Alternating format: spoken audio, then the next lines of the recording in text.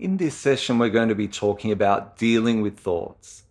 And as I've mentioned previously, thoughts can be really handy. They can give us creative ideas or they can help us make plans.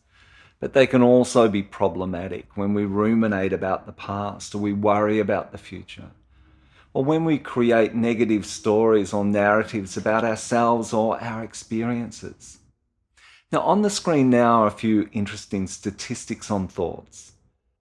The National Science Foundation in the US claim that the average person has somewhere between 12,000 and 60,000 thoughts a day. And of all those thoughts, 80% of them are negative.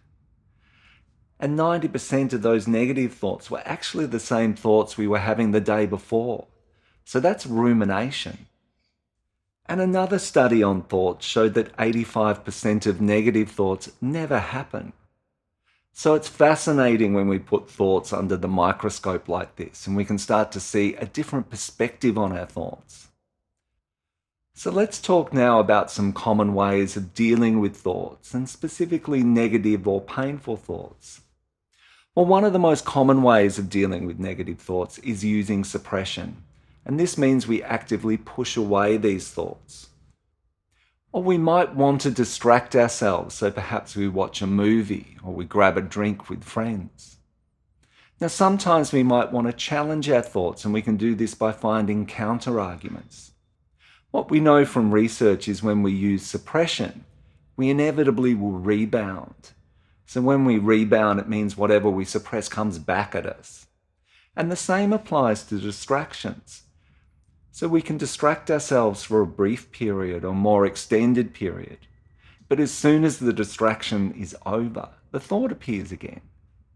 And finally, when we challenge our thoughts, what we're doing is spending a lot of time in our heads.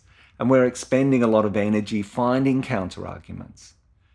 So in turn, all of this is pulling us away from the present moment. So when we look at these three techniques for dealing with thoughts, it's all about struggle. It's about fighting something, not wanting to experience negative or painful thoughts. Or it's about trying to modify or alter or get rid of them in some way. And I see this like an analogy that we humans are trying to swim upstream, just like these salmon here on the screen.